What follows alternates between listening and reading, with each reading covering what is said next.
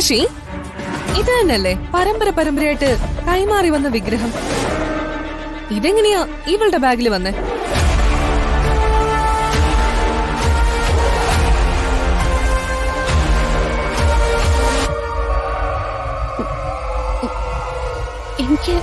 എനിക്കറിയില്ല എന്താ സംഭവിച്ചെന്ന്. എനിക്കറിയില്ല. ഓ,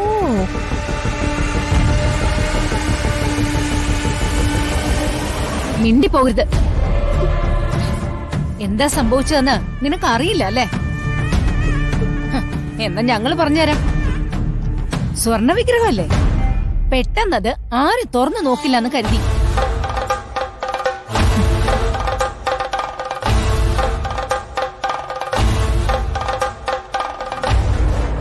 നീ ഇത് നിന്റെ വീട്ടിലെത്തിച്ചാല് അവിടുത്തെ ദാരിദ്ര്യവും മാറും, ദേവനാരായണൻ കുടുംബത്തിനും പണക്കാരാവുകയും ചെയ്യാം.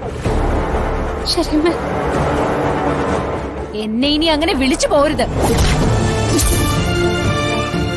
എന്താ ഈ കാണിക്കുന്നേ? ആ കുട്ടി അങ്ങനെ ഒന്നും ചെയ്യില്ല. പരമേശ്വര, എന്താ സംഭവിച്ചെന്ന്? മറി വല്യച്ഛ, ഈ നേരം വരെ വല്യച്ഛൻ പറഞ്ഞിട്ട് നടത്തിയ പരിശോധനകളിൽ എല്ലാവരും അന്തസ്സായിട്ട് സഹകരിച്ചു. എല്ലാം കഴിഞ്ഞിട്ട് കാര്യം വിളിച്ചതായപ്പോ ഇവളെ രക്ഷിക്കാൻ വേണ്ടി ആരെങ്കിലും ശ്രമിച്ചാലുണ്ടല്ലോ,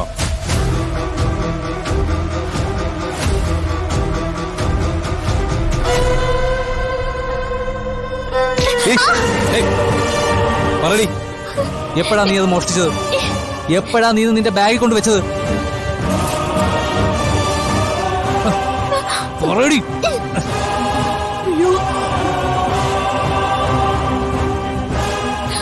എനിക്കറിയില്ല. സത്യം പറയടി.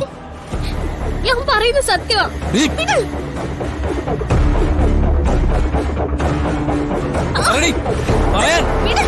മതി ചേച്ചി, ഇനി സംസാരിക്കണ്ട.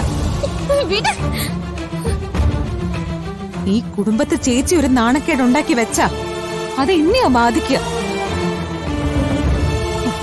എന്റെ കുടുംബത്തൊന്ന് വന്ന് മോഷ്ടിച്ചു എന്നല്ലേ എല്ലാരും പറയാ. ചേച്ചിയെ പറഞ്ഞിട്ട് കാര്യമില്ല. എന്റെ അച്ഛന്റെ രക്തത്തിൽ ജനിച്ചതായിരുന്നെങ്കിൽ ഇങ്ങനൊന്നും കാണിക്കില്ലായിരുന്നു.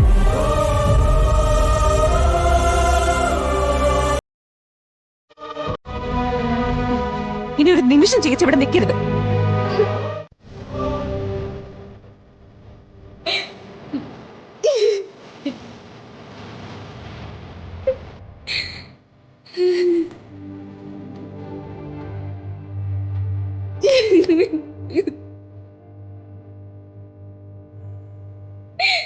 ഭഗവാനെ, ഇത്രയും കാലം ഞാൻ മനസ്സൊരുക്കി അങ്ങനെ പ്രാർത്ഥിച്ചിട്ടുണ്ട്.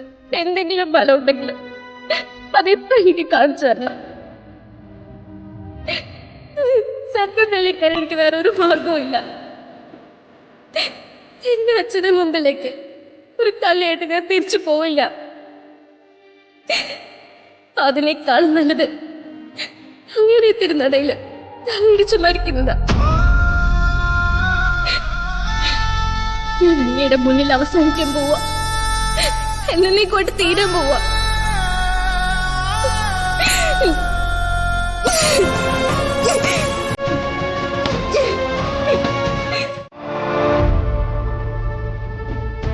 ഈ മനോവിഷമത്തിൽ രാധിക പുറത്തേക്ക് പോയി എന്തെങ്കിലും ചെയ്തിരുന്നെങ്കിൽ നമുക്ക് ആർക്കെങ്കിലും സമാധാനം കിട്ടുമായിരുന്നോ?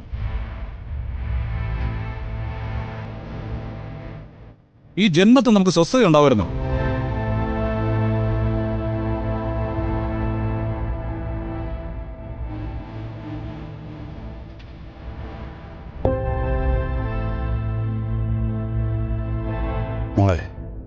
മോള് ക്ഷമിക്കണം.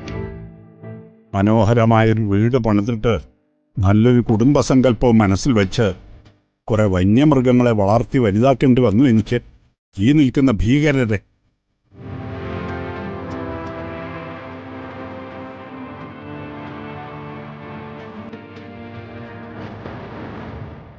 ഉർവശി, വരുണനും ഗൗതമിനും രാധികയ്ക്കും പ്രിയങ്കയ്ക്കും ഒക്കെ നീ അമ്മയുടെ സ്ഥാനത്താണ്.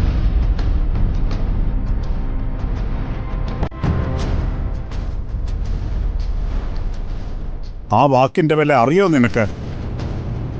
എങ്ങനെ എൻ്റെ അനിയൻ്റെ ഭാര്യയ്ക്ക് ഇത്ര തരം താഴാൻ സാധിച്ചത്?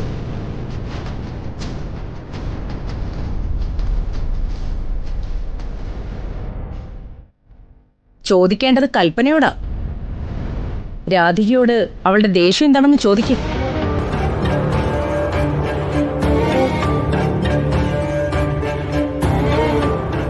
ഇത്രയും വലിയ ചതി ചെയ്തത് എന്തിനാണെന്ന് ചോദിക്കേ.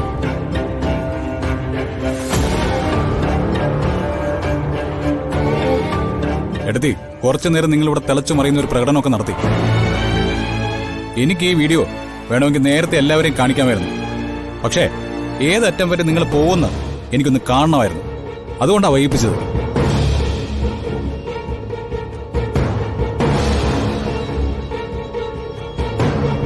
കൽപ്പനെ, തെറ്റുകൾ അനവധി ചെയ്തു കൂട്ടിയിട്ടുണ്ട് നീ. അതൊക്കെ ഞാൻ ക്ഷമിച്ചതാ. അതൊക്കെ വീൽ ചെയറിൽ ഇരിക്കുന്ന എന്റെ മകൻ സൂര്യയെ ഓർത്തിട്ടാണ്.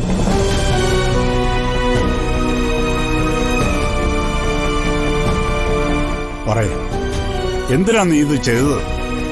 അത് സൂര്യയോട് രാധിക കൂടുതൽ അടുക്കുന്നത് എനിക്ക് ഇഷ്ടപ്പെട്ടില്ല.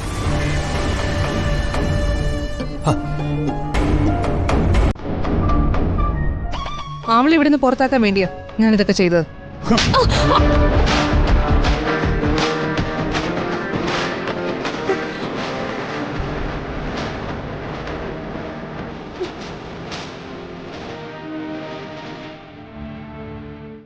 കൊല്ലാനാ എനിക്ക് തോന്നുന്നത്.